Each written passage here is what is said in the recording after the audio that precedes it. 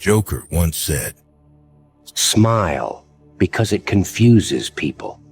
Smile because it's easier than explaining what is killing you inside. I'm not a monster. I'm just ahead of the curve in a world that's lost its way. They laugh at me because I'm different. I laugh at them because they're all the same. We stopped checking for monsters under our bed when we realized they were inside us. They need you right now. But when they don't, they'll cast you out like a leopard. As you know, madness is like gravity. All it takes is a little push. For my whole life, I didn't know if I even really existed. But I do. And people are starting to notice." The official definition of self-discipline is the ability to control one's feelings and overcome one's weaknesses. Also, it's the ability to pursue what one thinks is right, despite temptations to abandon it. See, the problem with you is you rarely exercise your self-discipline muscle. You just go with the flow. No backbone whatsoever. And that's perfectly fine until you start whining and complaining about your lack of success. Whining and complaining about your lack of progress. Whining and complaining that you're not gaining any momentum and you can't seem to get ahead in life. See, self-discipline begins with the mastery of your thoughts.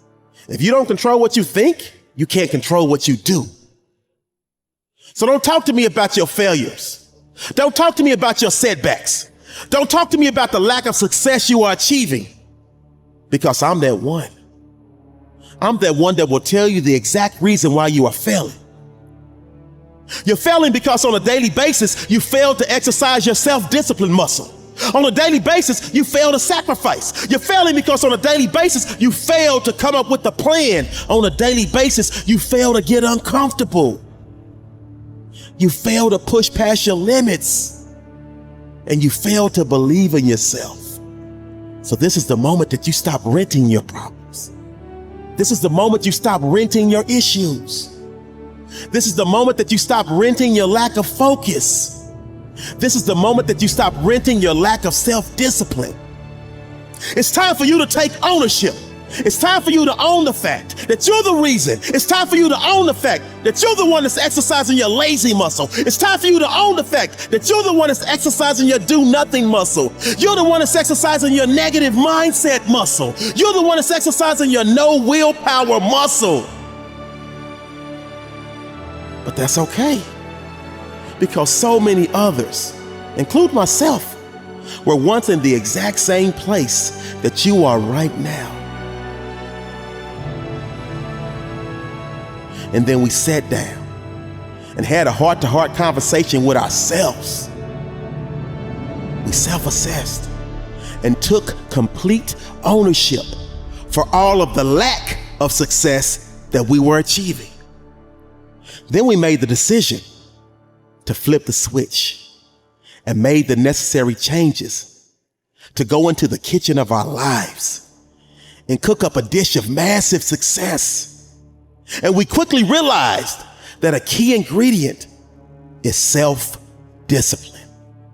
See, self-discipline is the bridge between goals and accomplishment. Self-discipline is the magic power that makes you virtually unstoppable. Self-discipline is the center of the universe for success.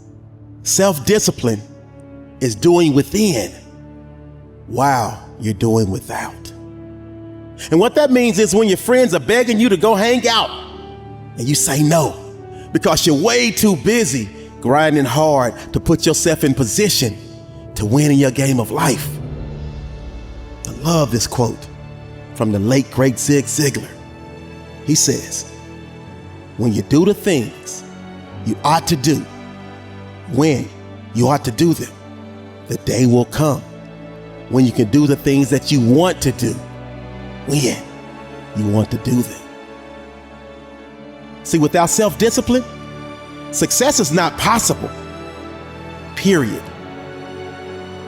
So I need you to ask yourself, Do you have the strength to say no when so many others say yes? I need you to ask yourself, do you have the strength to keep working when so many of your friends are playing? I need you to ask yourself, do you have the strength to keep going when so many others are stopping? I need you to ask yourself, do you have the strength to keep fighting when so many others are throwing in the towel?